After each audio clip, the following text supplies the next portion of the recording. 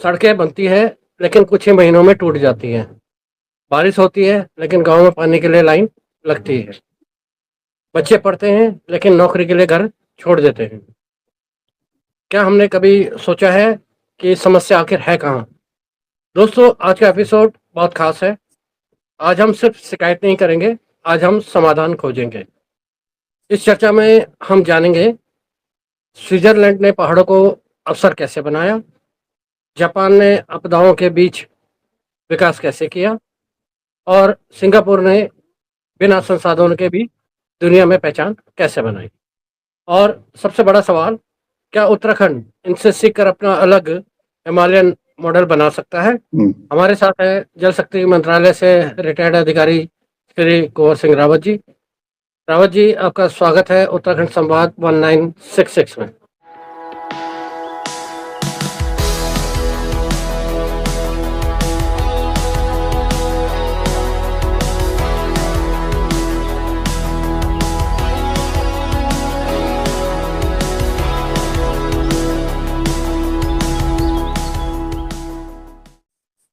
Rawat ji, Switzerland भी पहाड़ी देश है, लेकिन वहाँ विकास और प्रकृति के बीच संतुलन है। हम क्यों नहीं कर पा रहे? आप सभी को पुनः नमस्कार। और उत्तराखंड संवाद 1966 में मैंने जैसे पहले भी बोला कि हमारी वीडियो बिल्कुल अलग टाइप की होती है और बड़ी उच्च मतलब काफी हायर रैंक की जगह पे पहुंचती है, हायर अथॉरिटीज के पास पहुंचती है। तो वैसे ही हम लोग भी कोशिश करते हैं कि इस तरह का कुछ एक मॉडल पेश किया जाए। तो आज हम ये डिस्कस कर रहे हैं स्विट्जरलैंड के ऊपर। तो हम आगे भी दो मॉडल के ऊपर और बात करेंगे। तो पहला प्रश्न यही है कि भाई जो स्विट्जरलैंड की तरह हम क्यों नहीं सोच पाते। जैसा आपको पता है कि स्विट्जरलैंड की जो आबादी 2024 के अनुसार जो दर्ज है वो करीब करीब 90 या 92 लाख के आसपास है, मतलब 1 करोड़ भी पूरी नहीं है।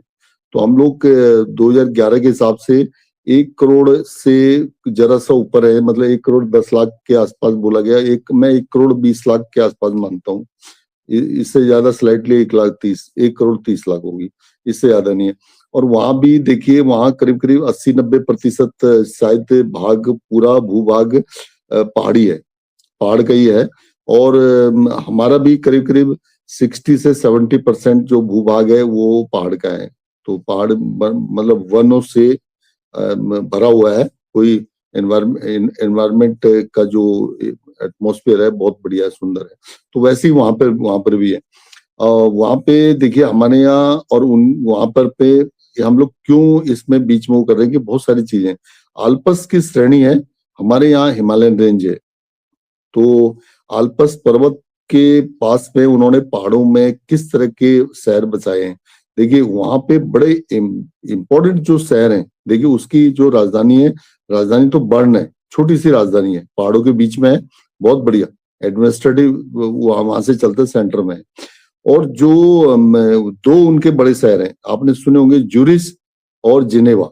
जिनेवा में तो बहुत सारे कॉन्फ्रेंस, बड़े हाई लेवल की कॉन्फ्रेंस होती है। और दूसरा ये सेंट्रल यूरोप का देश है खास तौर पे। और हमारे भी जैसे हिमालयन रेंज में ये सेंट्रल हिमालयन स्टेट है, चाहे इधर से जम्मू कश्मीर है और उधर से हिमाचल है। और इसके इधर की साइड में आप चले जाएंगे तो आगे जो हिमालयन रेंज में आगे मतलब स्टेटों में जैसे सिक्किम है और जो नॉर्थ ईस्ट के जो पहाड़ी स्टेट है, ये मिला करके तो हमारा बीचों बीच में ऐसे पड़ता है। तो वही हमारा सेंट्रल। अब लेकिन चूंकि देखिए वहां पे झीलें हैं, प्राकृतिक संसाधन भरे पड़े हैं, हमारे भी प्राकृतिक संसाधन भरे पड़े हैं। तो और हर जगह नदी है और हर जगह झील है, वही सेम सिचुएशन है। जो से हमारे यहाँ से सारी नदियां ऑलमोस्ट, यानी कुछ नर्मदा, कृष्णा, कावेरी, इनको 2-4 8 चलो कुछ समझ लीजिए, और 10-12 को छोड़ के मेन जो गंगा रिवर है, अलकनंदा है, भागीरथी है, विलंगना है, और इधर से रामगंगा है, इधर से सरयू है, और भी छोटी बड़ी बहुत सारी नदियां, मतलब कम से कम नहीं होंगे तो मेरे हिसाब से 12 नदियां तो बड़ी बड़ी है। और छोटी नदियों में गाढ़ गधेरे मिला के 100-200 पता नहीं कितने हो सकते हैं। तो इसी में ये रामगंगा रिवर में भी जाते हैं तो कम से कम मुझे लग रहा है 10-12 नदियां छोटी छोटी, विनोद नदी से गगास नदी और नयार का एक छोटा सा पार्ट आता है, और गदेरे जो भी वो भी नदी का काम करते हैं बड़ी ज्यादा, उधर से तड़ाग नदी, ये कई चीजें। तो जैसे वहां पे बहुत सारी नदियां हैं, वहां पे वो हैं, लेकिन हमारे यहाँ झीलें भी हैं, ऐसी बात नहीं है, झीलें भी बहुत है, कुछ और झीलें भी बननी चाहिए नए तरीके से। उन्होंने क्या है, वाटर का मैनेजमेंट किया है बहुत अच्छा। हमारे यहाँ जो पानी बह जाता है, चाहे बरसात भी बहुत होती है, अभी 2.5 महीने के बाद देखोगे बरसात का पानी काफी आ जाएगा। एक अभी विजय उनियाल जी ने उल्लेख किया था कि बिनोद नदी का जलस्तर बहुत चिंतनीय तरीके से डाउन होता जा रहा है, और वैसे ही मैंने अभी देख रहा हूँ पिछले महीने से, अभी पिछले 15 तारीख को बारिश हुई थी, उसके बाद से कंटिन्यू घट रहा है रामगंगा का जलस्तर भी। लेकिन ठीक है जितना भी है, लेकिन वो जो बिनोद नदी सहायक है उसका लगातार गिरता है। अब ये इतना पानी अभी 2.5 महीने के बाद इतनी बारिश होगी कि इतना पानी मतलब संभालना मुश्किल होगा, तो उसको कुछ तो 1% ही रोक दिया जाए, कुछ अच्छा सा एक मैनेजमेंट किया जाए, वाटर मैनेजमेंट। तो वो जो सिंगापुर ने एक बहुत बढ़िया मैनेजमेंट किया है, उसको जल को संग्रहित करता है, यानी वो उसको कंट्रोल करता है, जगह जगह छोटे छोटे डैम बनाना, झील बनाना उसके, और सब वैज्ञानिक तरीका है उनका, ऑलमोस्ट वैज्ञानिक। वहां पे चाहे कोई भवन निर्माण होता है, चाहे रोड का कंस्ट्रक्शन होता है, चाहे किसी भी तरह का होता है, तो उसमें वैज्ञानिक सलाह ली जाती है। हमारे यहाँ क्या किया जाता है, वैज्ञानिक सलाह को एक साइड डाल दिया जाता है, फिर उसके बाद जब कुछ आपदा वगैरह आती है तो वो कहते हैं यार ये तो वैज्ञानिक सलाह नहीं ली गई थी, फिर वो कोर्ट में जाता है। कोर्ट में अब कोर्ट वाले जो है ना, वो तो जो एक्सपर्ट होता है उससे पूछते हैं भाई ऐसा, वो कहते हैं जी हमने तो सुझाव दिया था लेकिन हमें किसी ने माना नहीं। तो वहां पे देखिए स्विट्जरलैंड में पर्यटन है, हमारा आदमी वो कहेगा कहाँ गए थे स्विट्जरलैंड। स्विट्जरलैंड देखिए यूनाइटेड नेशंस का सदस्य भी नहीं है वो, उसको जरूरत नहीं है, और स्विस बैंक भरा पड़ा रहता है। आपको पता है स्विस बैंक क्या है, उसमें ज्यादा बोलने की जरूरत नहीं है, उसको कहीं सदस्य बनने की जरूरत नहीं है, कहीं कुछ नहीं, साफ सुथरी एक व्यवस्था बना रखी है, एनवायरमेंट के दृश्य बहुत सुंदर बना रखा है, और झीलों का शहर, नदियों का शहर, और पहाड़ का शहर, बिल्कुल जगह जगह पे। वही हमारे भी डिट्टो है। हमारे ये 3 डिस्ट्रिक्टों को छोड़ दीजिए आप, यानी जो 3 डिस्ट्रिक्ट, इसमें हमारा जो उत्तराखंड पूरी तरह से उसमें उस जाल में फंस गया 3 डिस्ट्रिक्टों के, तो वो उसकी बजाय वहां नहीं, वहां पे क्या है कि ऑलमोस्ट 10% ही जरा इस तरह का होगा, बाकी उन्होंने बहुत अच्छी अच्छी चीजें बनाई हैं। अपनी जो राजधानी बनाई है उन्होंने, एक काबिल तारीफ है। जैसे हम भी चाहते कि पहाड़ों के बीच में राजधानी बने, वो ताकि वो एडमिनिस्ट्रेटिव एंगल जो मनाया जाता है, मतलब इन्वायरमेंटल एंगल, एडमिनिस्ट्रेशन को इस तरह से चलाया जाता है इसे इन्वायरमेंट एंगल के तौर पे। तो ये बहुत सारी चीजें, जो निर्माण कार्य होता है, निर्माण कार्य मैंने बताया कि वहां पे पहले साइंटिस्टों की सलाह ली जाती है, भू वैज्ञानिकों की सलाह ली जाती है। यहाँ पे भू वैज्ञानिकों की कितनी सलाह ली जाती है, रोड कंस्ट्रक्शन में कितना सलाह लिया जाता है, ये आप कंपैरिजन करें तो ऑलमोस्ट हम लोग अभी कितने साल, हम कहते हैं कि कई बार बात होती है, हम 25 साल का, मैं समझता हूँ कि 50 साल पीछे। अब हमको विकसित भारत की ओर जाना है, तो विकसित उत्तराखंड की ओर जाना है, तो उसमें किस तरह से ये एक मॉडल बहुत ही तंदुरुस्त मॉडल है, यानी बहुत ही अच्छा हुआ है। हम इसकी सिफारिश करते हैं कि सेम है, 92 लाख वहां पे है, हम लोग 1 करोड़ 10 लाख या 20 लाख करीब हो गए। उसमें से देखा जाए तो कितनी आबादी वहां से माइग्रेट होके बाहर से आई है, ये देखने वाली बात हुई है। जो वहां पे स्विट्जरलैंड में वैसे ही किसी को शायद एंट्री भी नहीं दी जाती इतनी आसानी से, बहुत सारी चीजें चेक की जाती हैं। और स्विस बैंक जो अपनी पूरी इकोनॉमी और पर्यटन के हिसाब से चलती है और स्विस बैंक पे आधारित है सारी की सारी, वो स्विस बैंक का आपको पता ही है स्विस बैंक क्या है। जो आम आदमी मतलब जो एक्सपर्ट ग्रुप है तो समझ जाएगा, आम आदमी उसको समझता ही है कि स्विट्जरलैंड का जिस आदमी का स्विट्जरलैंड में अकाउंट है तो वो कितना बड़ा आदमी है। तो वो उन्होंने सब बड़े बड़े लोगों के अकाउंट वहां मेंटेन कर रखे हैं। तो हम ये जा रहे हैं कि हम ये नहीं कह रहे कि हम इस तरह से हो या जो भी हो, लेकिन उन्होंने एक मॉडल जो पेश कर रखा है पर्यटन का, और जो वहां पे झीलों का शहर और दूसरा नदियों का शहर, पहाड़ का शहर, ये ऐसा बना रखा है। हमारे लोग जो एक देहरादून जैसे शहर को इन्होंने बहुत बड़ा बना दिया है और तो वहां से राजधानी को चला रहे हैं, वो गलत है। जैसे बर्न की स्टाइल में अब जैसे हमारा ये जो नया सिटी बनने का है, हम जो कई बार कहते हैं नमो सिटी कहते हैं, कुछ और कहते हैं, गैरसैंण चकोटिया कैपिटल रीजन कहते हैं, तो जहाँ छोटी छोटी आबादी हो वहां से और पहाड़ों के बीच में हो सेंटर प्लेस, तो वो चीजों पे तो मैं पूरी तरह से सहमत हूँ कि हमें ये अपनाना चाहिए, स्विट्जरलैंड के मॉडल को स्टडी करना चाहिए। जी दोस्तों, इसका जवाब समझने के लिए हमें स्विट्जरलैंड की सोच को समझना होगा। स्विट्जरलैंड ने कभी अपने पहाड़ों को बोझ नहीं माना।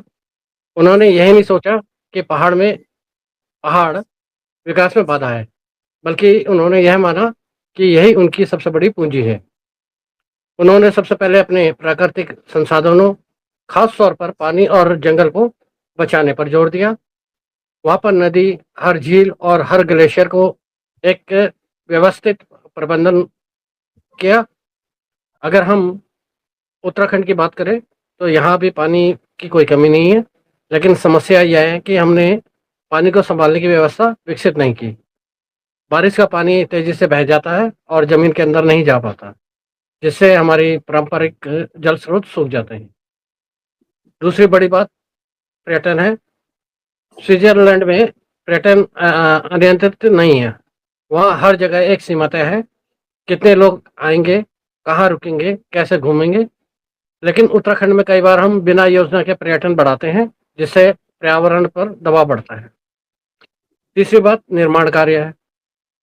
स्विट्जरलैंड में कोई भी निर्माण बिना पूरी वैज्ञानिक जांच के नहीं होता। वहाँ पहाड़ को काटने से पहले उसकी बनावट और उसकी मजबूती और उसके असर का पूरा अध्ययन किया जाता है। अगर उत्तराखंड को आगे बढ़ना है तो हमें यह सीखना होगा प्रकृति के साथ चलना, जल को बचाना और विकास को नियंत्रित करना। मतलब साफ है, हमारे पास संसाधन है, लेकिन हम उनका सही उपयोग नहीं कर पा रहे हैं। रावत जी, जापान एक ऐसा देश है जहाँ हर साल आपदाएं आती है, फिर भी वहाँ विकास रुकता नहीं। आखिर ऐसा कैसे संभव है? देखिए, जापान के बारे में, जापान एक देश है, वो शायद 11वां मोस्ट पॉपुलेटेड कंट्री में माना जाता है। 11 या 11.5 या 12 करोड़ की आबादी है उसकी। तो चूंकि हमारा जो उत्तराखंड है वो, उसका हम कंपैरिजन इसलिए कर रहे हैं कि वो भी एक कुछ हद तक एक टापू में बसा हुआ है और पहाड़ी जैसा भी कुछ जगह पे है। तो उसके साथ हम इसलिए ये कह रहे हैं कि 1945 में हिरोशिमा नागासाकी पे बम डाला गया था, एटम बम। तो वो देखिए, 1947 में हमारा देश भी आजाद हुआ। हम उसके साथ हमारा उत्तराखंड उत्तर प्रदेश के साथ था। तो चलो हम मान लेते हैं कि हम 25 साल पुराने हैं, 25 साल 26 साल हो गए, 25-26 साल पुराने हैं, वो बात सही है।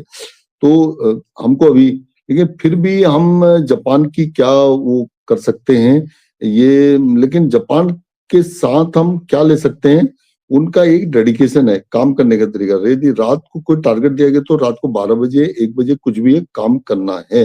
मैंने जापान को डील किया, जापान के जो लोग आते थे वो किस तरह की इनकी सोच है, क्या है, और डीप स्टडी करना है खास तौर पे। देखो, मैंने इसीलिए बोला हिरोशिमा नागासाकी जब ये हुआ तो उन्होंने कितने सालों तक इस दंश को झेला, लेकिन पहली उनकी जो बुलेट ट्रेन थी 1960 में 360 की स्पीड से ट्रेन चल रही थी, बुलेट ट्रेन, बताइए 1960 की। तो एक टेक्नोलॉजी है उनकी, वो टेक्नोलॉजी अब आने वाली है।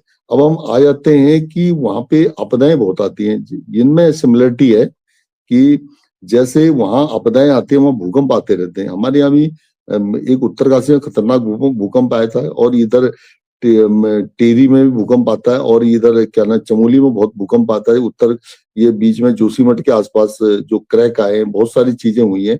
तो ये बेल्ट पिथौरागढ़ में भूकंप आता है, ये सारे एरिया में इसमें कुछ ना कुछ वो नीचे चलता रहता है।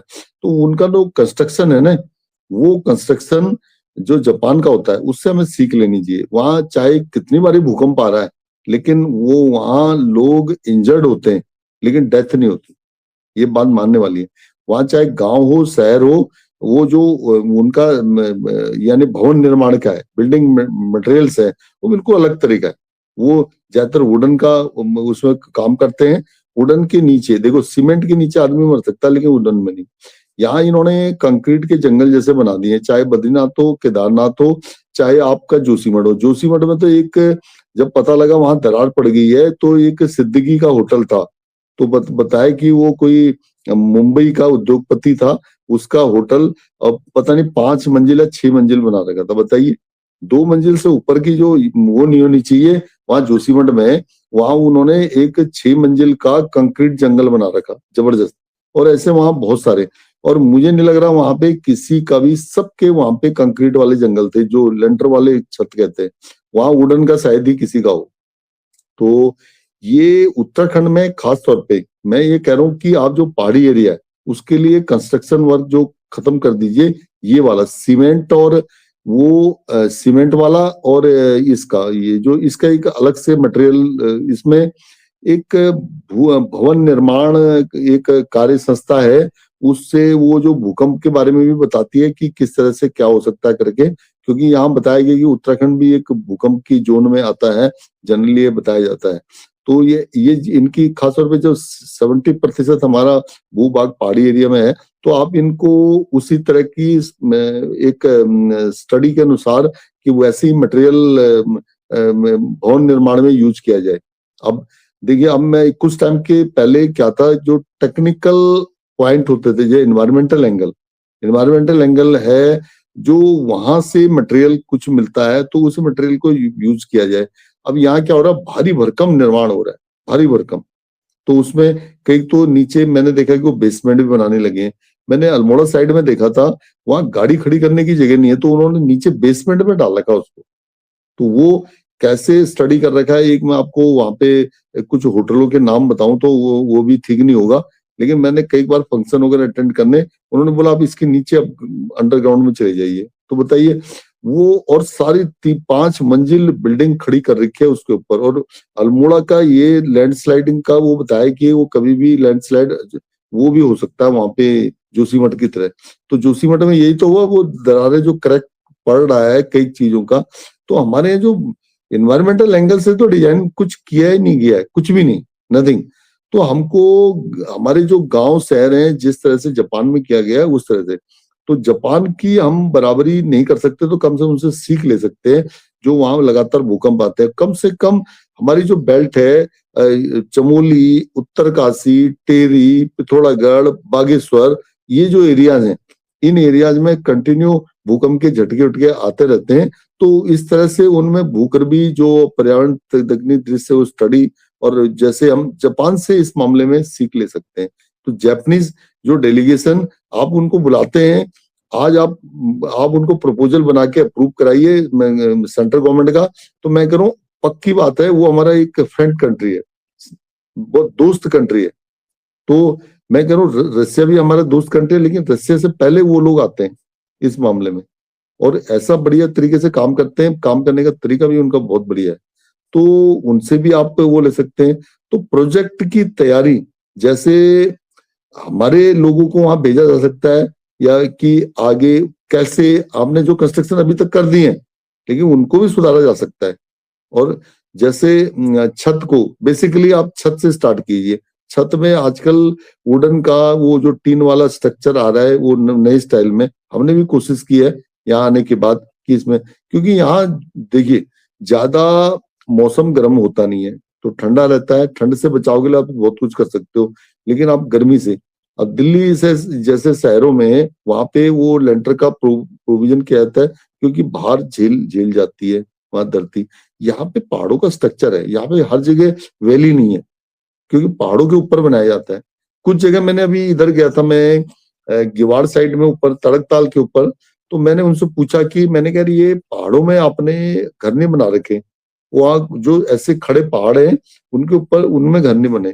उन्होंने कहा जी इसमें अभी तक कोई किसी ने घर नहीं बनाया, और नीचे की साइड में जो घर बने हैं वो बड़े भारी भरकम लेंटर डाल के बना रखे। तो अब उसका क्या कारण है, मैं कोई टेक्निकल आदमी तो नहीं हूं, तो इससे क्या होता है कि कुछ मिसहैपनिंग वगैरह होता है। तो ये देखिए आप जापान की वो देखिए कि वहां पे मतलब आदमी घायल तो होता है, छोटा मोटा उसको आता है, लेकिन वो उसकी डेथ नहीं होती। और हमारे यहाँ उत्तरकाशी का भूकंप आया, कितना खतरनाक भूकंप आया था, 92 के आसपास आया था, उसको देखिए, बिल्कुल धरती फट गई थी और उसमें कितना नुकसान हुआ था। और अभी जोशीमठ में और अभी चमोली में कुछ झटके, टेरी में भी ऐसे झटके आते रहते हैं, बागेश्वर, पिथौरागढ़, ये सारे पौन एरिया हैं कि भाई इस तरह के मतलब खतरनाक एरिया में ये गिने जाते हैं। तो जापान से हमको इस चीज का सीख लेना चाहिए जी। दोस्तों, जापान की सबसे बड़ी ताकत उसकी तकनीकी से ज्यादा उसकी सोच और अनुशासन है। वहाँ हर काम एक सिस्टम के तहत होता है। कोई भी निर्माण कार्य शुरू करने से पहले उस जमीन की पूरी जांच की जाती है, भूभार्गीय, पर्यावरणीय और तकनीकी दृष्टि से। जापान ने यह समझ लिया है कि आपदाएं रोकी नहीं जा सकती, लेकिन उनके प्रभाव को कम किया जा सकता है। इसीलिए उन्होंने अपने शहरों और गांव को इस तरह डिजाइन किया है कि नुकसान कम से कम हो। अब उत्तराखंड में समस्या यह है कि हम कई बार बिना पूरी तैयारी के प्रोजेक्ट शुरू कर देते हैं। बाद में जब समस्या आती है तब हम समाधान ढूंढते हैं। जापान ने हमें यह सिखाया है, पहले सोचो फिर बनाओ। दूसरी महत्वपूर्ण बात, स्थानीय अर्थव्यवस्था। जापान में छोटे छोटे उद्योग गांव स्तर पर ही विकसित किए जाते हैं। इससे लोगों को अपने क्षेत्र में ही रोजगार मिलता है और उन्हें बाहर जाने की जरूरत नहीं पड़ती। अगर हम उत्तराखंड में इस मॉडल को अपनाएं तो हम आपदाओं से बेहतर तरीके से निपट सकते हैं और साथ ही स्थानीय रोजगार को भी बढ़ावा दे सकते हैं। तो रावत जी, क्या यह कहा जा सकता है कि हमारी सबसे बड़ी समस्या योजना नहीं, बल्कि उसका सही तरीके से इस्तेमाल ना करना होता है? ओम प्रकाश जी, आपने बिल्कुल सही बात की है। मैं आपको क्लियर बता देता हूँ, जरा इसमें और ऐड कर देता हूँ मैं। देखिए, हमारे यहाँ क्या होता है कि थ्योरी ज्यादा लिखी जाती है, यानी योजनाएं बहुत बड़ी अच्छी अच्छी बनाई जाती है फाइलों में, ओनली फाइलों में।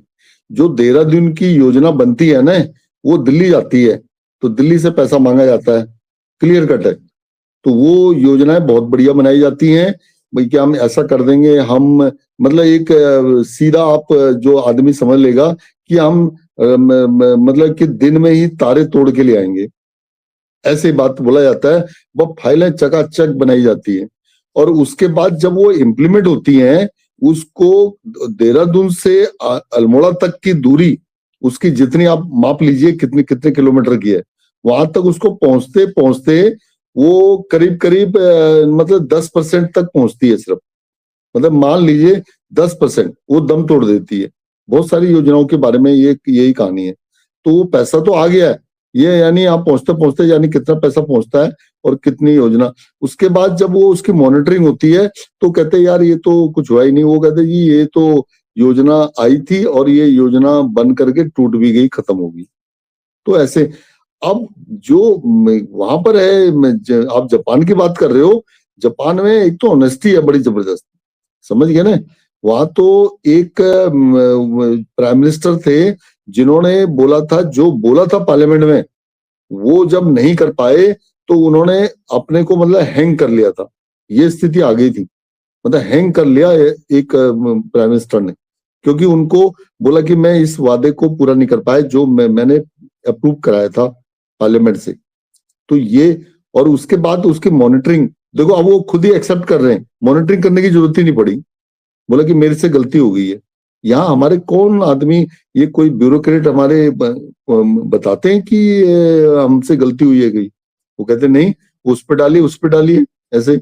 यहाँ पूरे जंगलों में आग लग रही है, बजट आया हुआ है कि झाड़ी काटने के लिए, लेकिन वो सारी आग लगा दे रहे हैं। अब ये मार्च का महीना कंप्लीट हो रहा है, पैसा रिलीज हो जाएगा, क्योंकि वो पैसा इन्होंने बजट खत्म करना है। तो हाँ जी, आ गया और वो क्लियर कट हो गया।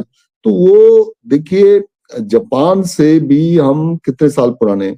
बुलेट ट्रेन अब आ रही है तो हम कितने, यानी उनके यहाँ 1960 में आ गई।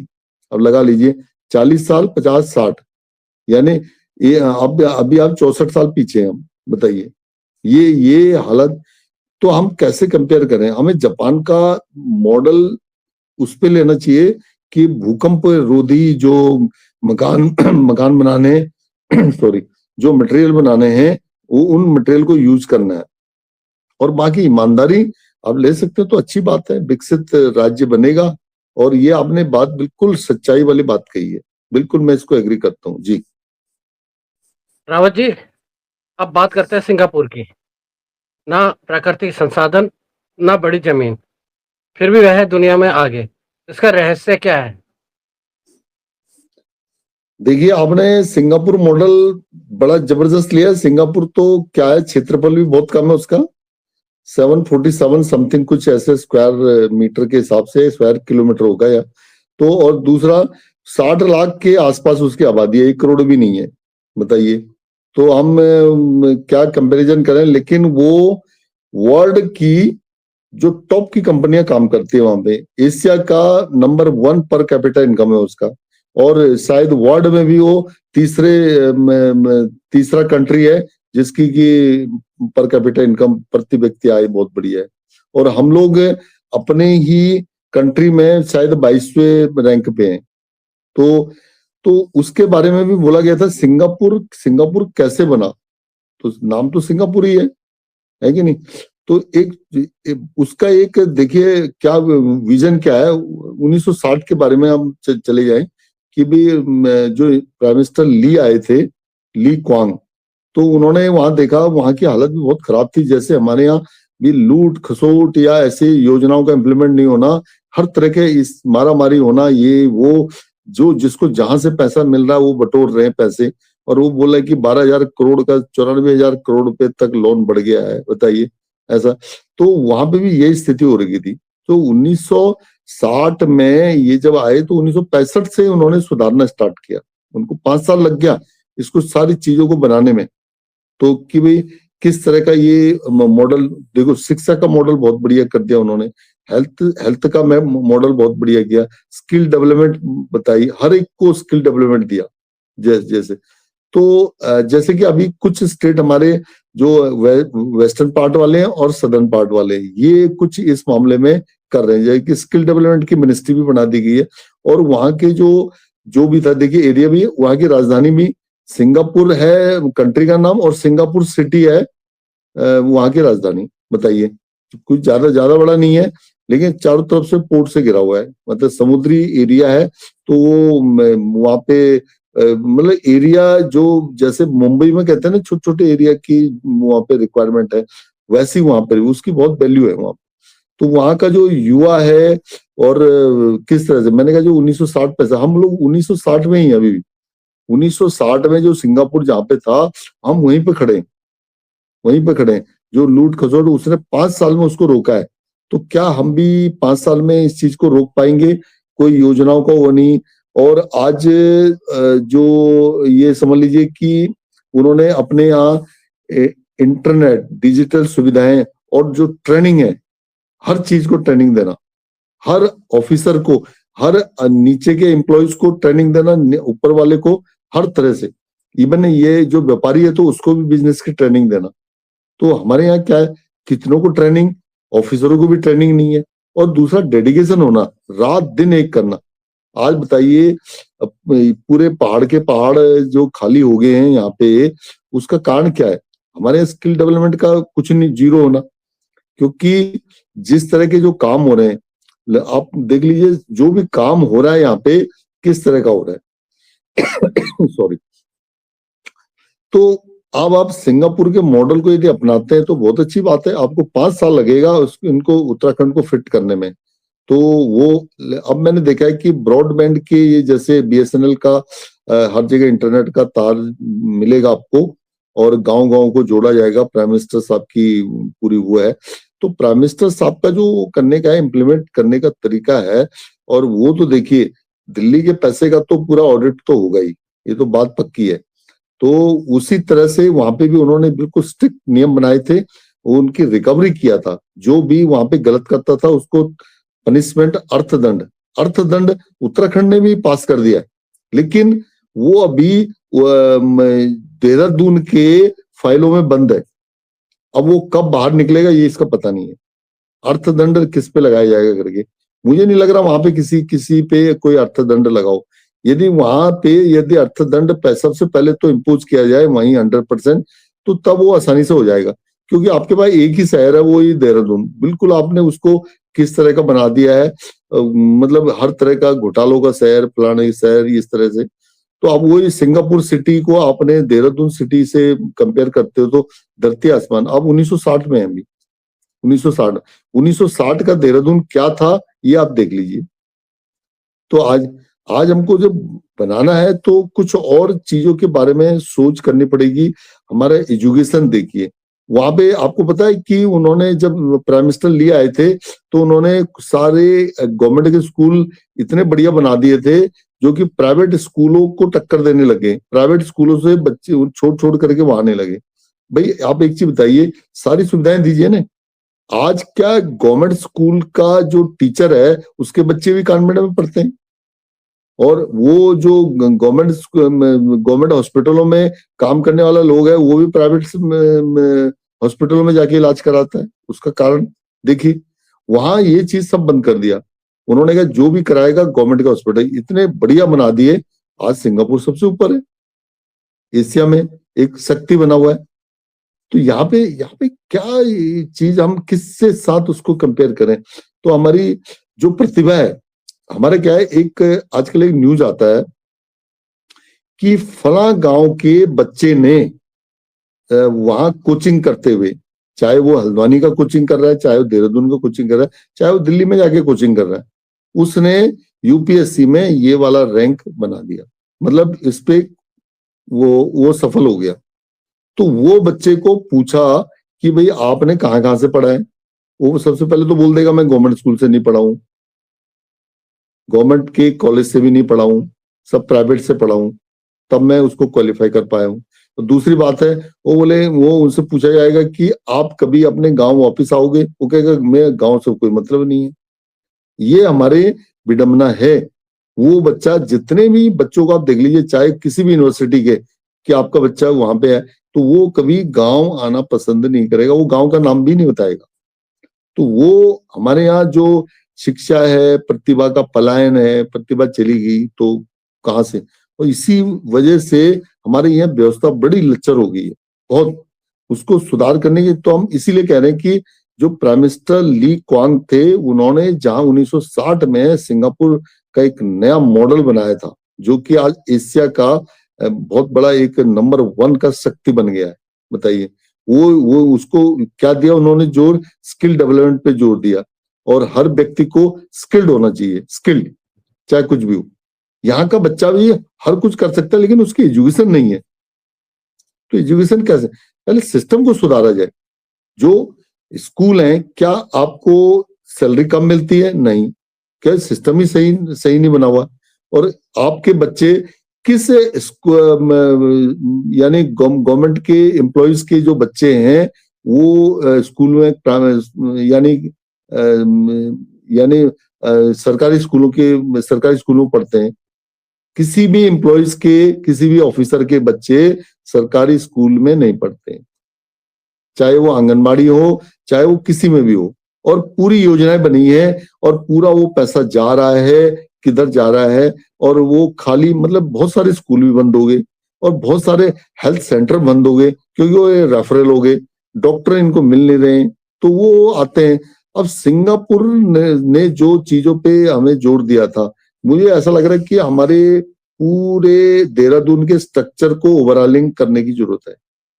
तो हम 1960 में खड़े हैं, तो हम कब, अभी देखिए 2026 हो गया है, तो इसमें कैसे होगा, क्या होगा मेरे? और करप्शन फ्री जो मॉडल है उसको आप अपना सकते हो अभी से। तो हमने बोला कि जैसे अर्थदंड इन्होंने लगाया है, उसकी कंडीशन नहीं आई। हमने बोला कि भाई आप ऐसा अर्थदंड लगाइए जो 1 करोड़ का जो घोटाला करता है उसमें 10 करोड़ की पेनल्टी लगाइए। उसको रिकवरी करना है, उसको मतलब वो अगली बार से दूसरा आदमी ना करे।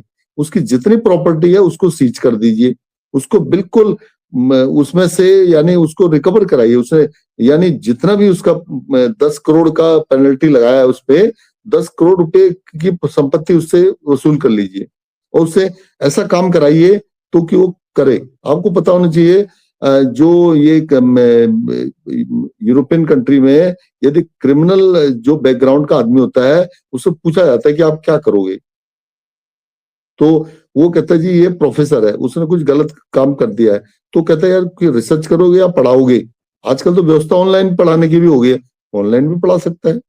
और कोई कहता है कि जो जैसा काम करता था, बिजनेस का काम करता था, मैं आप जो क्रिमिनल, उस पर हम ज्यादा नहीं जाएंगे, मैं कह रहा हूं वो क्रिमिनल है क्योंकि उसने दिमाग लगा करके घोटाला किया है, तो उसको उसके अनुसार ही काम भी लिया जाए कि हाँ भाई ये तुम खाली बैठ करके नहीं। अब जेल में डाल दिया, बोला जी ये तो फिर रोटी तोड़ेगा, यानी और भी मेडिकल सुविधाएं भी देनी पड़ेंगी ये करके, तो वो ली क्वांग ने ऐसा नहीं बोला, बोला भैया आपको ये पूरा करना पड़ेगा, और फिर नहीं है तो आपको ऐसा काम करके पैसा यहाँ जमा कीजिए। ये तो वो सिंगापुर का एक मॉडल, करप्शन फ्री मॉडल है, तो इसीलिए आज सिंगापुर ऊपर आया है, तो ये उसका मॉडल है।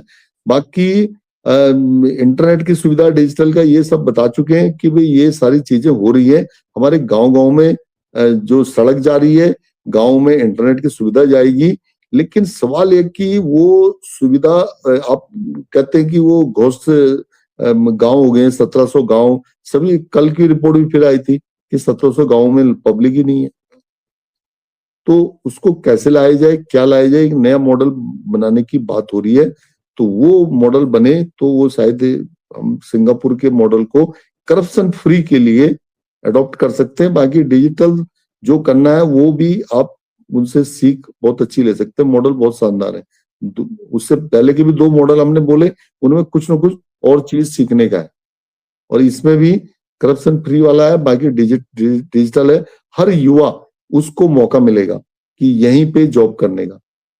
दोस्तों, सिंगापुर ने यह समझ लिया था कि अगर उसके पास प्राकृतिक संसाधन नहीं है तो उन्हें अपने ही लोगों को सबसे बड़ा संसाधन बनाना होगा।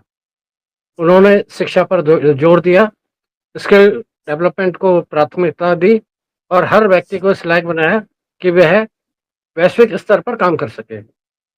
अब हम उत्तराखंड को देखें, यहाँ युवा है, प्रतिभा है, लेकिन उन्हें सही दिशा नहीं मिल रही। अगर हम गांव में इंटरनेट, डिजिटल सुविधाएं और स्किल ट्रेनिंग उपलब्ध कराएं तो वही युवा अपने गांव से ही काम कर सकता है। आज दुनिया बदल चुकी है, काम अब सिर्फ शहरों में नहीं होता, काम इंटरनेट के जरिए भी कहीं से भी हो सकता है। अगर हम इस बदलाव को समझ लें तो उत्तराखंड का युवा बाहर जाने के बजाय वापस गांव आ सकता है। रावत जी, क्या हमें इन देशों को कॉपी करना चाहिए या अपना खुद का मॉडल बनाना चाहिए? देखिए ऐसा है, हमारा जो संविधान है, अब संविधान में कितने अमेंडमेंट हो गए, कुछ ऑस्ट्रेलिया से लिया, कुछ फ्रांस से लिया, कुछ यूएस से लिया, कुछ इंग्लैंड से लिया, कुछ इधर से लिया, कुछ मतलब अलग अलग जगह से। बाबा साहेब अम्बेडकर जी ने और जो उनकी कमेटी थी, उन्होंने, विद्वान लोग थे तो उन्होंने जगह जगह से इसलिए लिया था कि बहुत अच्छे ईमानदार। तो उस समय आपको पहली जो वो थी, तो उस समय टोपी वाले लोग थे, ईमानदारी, गांधी टोपी पहनते थे, तो जो पहली लोकसभा आई थी। अब ये नहीं कि आप ईमानदार नहीं है, ये तो मैं नहीं कहूंगा, ये कह भी नहीं सकते। तो मॉडल आप सभी का अपनाइए, अच्छी बात है, अच्छी अच्छी चीजें ले लीजिए। मैंने बोला कि जापान के साथ हम क्या कंपेयर करेंगे, हम उनके जो कंस्ट्रक्शन है, यहाँ पे जो इस तरह का अर्थक्वेक यहाँ पे भी जो आते हैं, वहां तो बहुत ज्यादा अर्थक्वेक आते हैं, तो वैसी मटेरियल यहाँ बनाया जाए, इसी बिल्डिंग कंस्ट्रक्शन का उसको लिया जाए। और बाकी सबसे बढ़िया मॉडल जो पहाड़ के लिए है स्विट्जरलैंड का, स्विट्जरलैंड का बहुत बढ़िया मॉडल है। वो वैसे ही 90% पहाड़ों से घिरा हुआ है, हमारे यहाँ 70% घिरा हुआ है। तो ये सब तरह का वो स्विट्जरलैंड ने बहुत अच्छा मॉडल दिया है। और बाकी करप्शन फ्री मॉडल के बारे में सिंगापुर का कहेंगे, तो तीनों मॉडल अपने आप में कुछ ना कुछ हमें सिखाते हैं और बहुत अच्छा।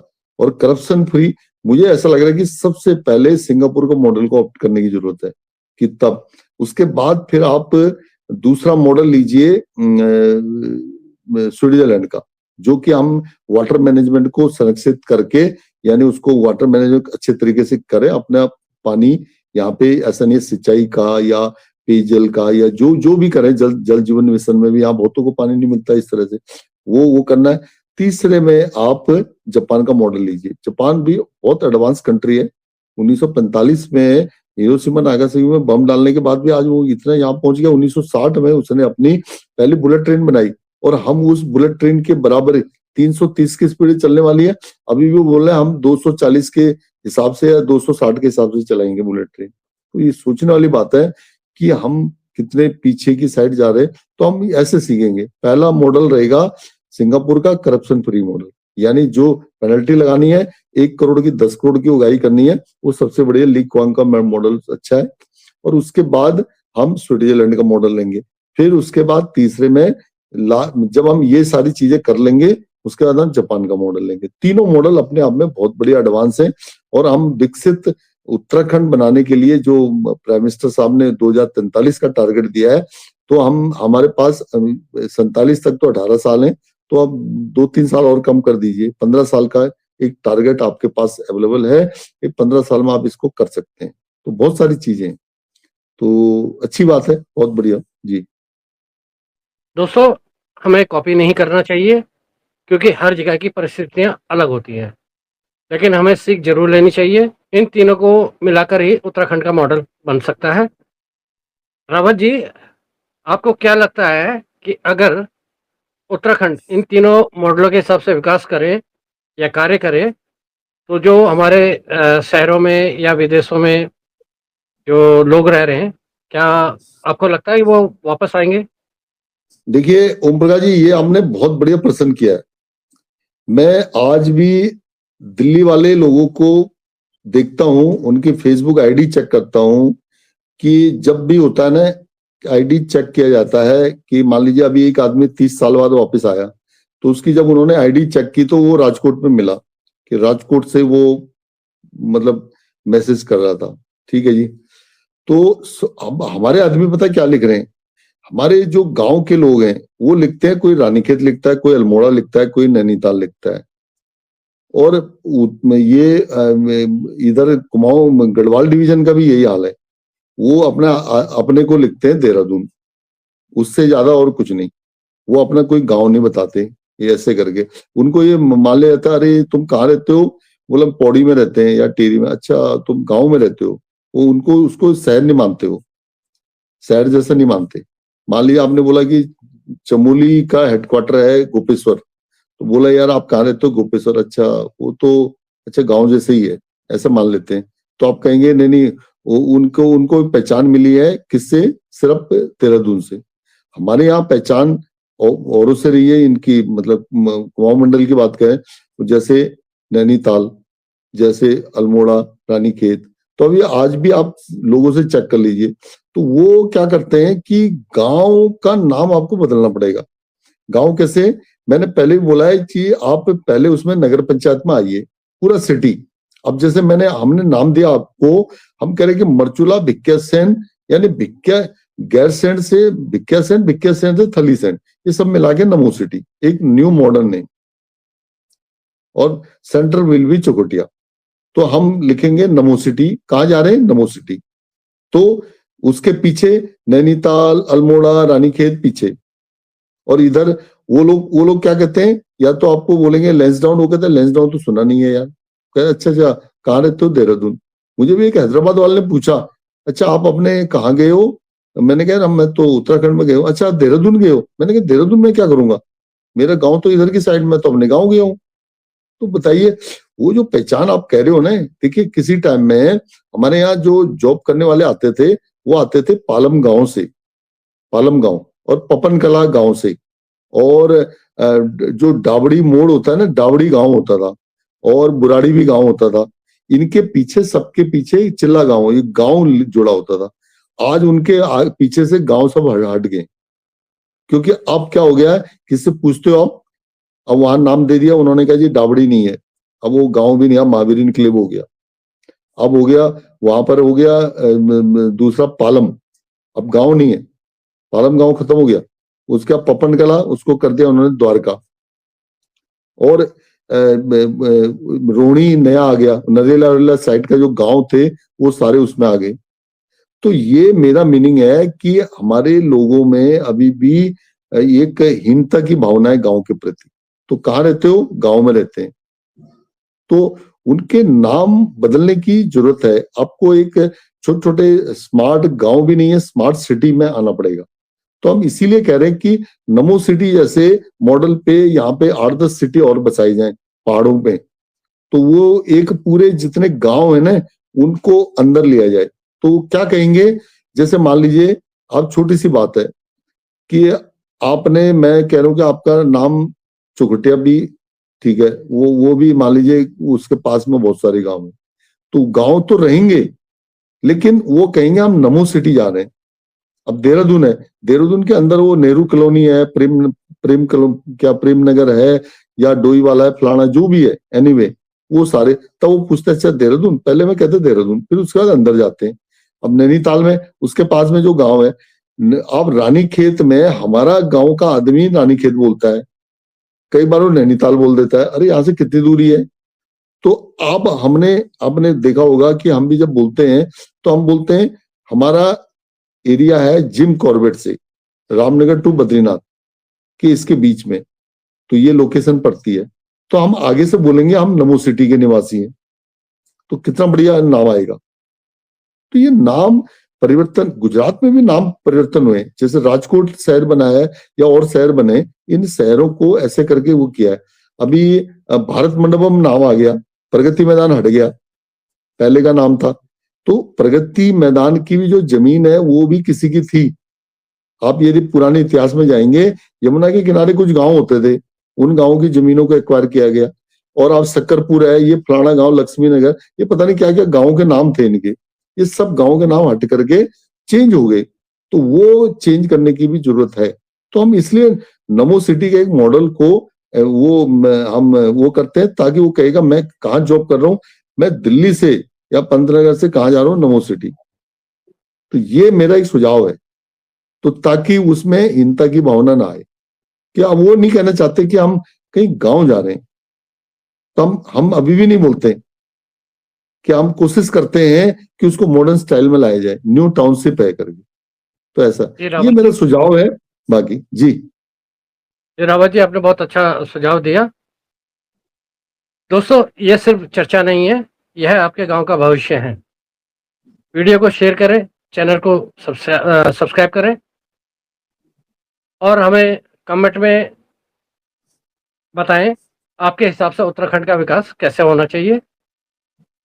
आज की चर्चा से एक बात साफ है, समाधान हमारे पास है, जरूरत है उसे लागू करने की। उत्तराखंड सिर्फ एक राज्य नहीं, हमारी पहचान है। मैं हूं ओम प्रकाश, आपसे विदा लेता हूं। मिलते हैं फिर एक नई वीडियो में एक नए विषय के साथ। तब तक के लिए आप अपना और अपने परिवार का ध्यान रखें। धन्यवाद रावत जी, आपका भी स्टूडियो में आने के लिए। मिलते हैं फिर अगली वीडियो में। जय हिंद, जय भारत, जय उत्तराखंड।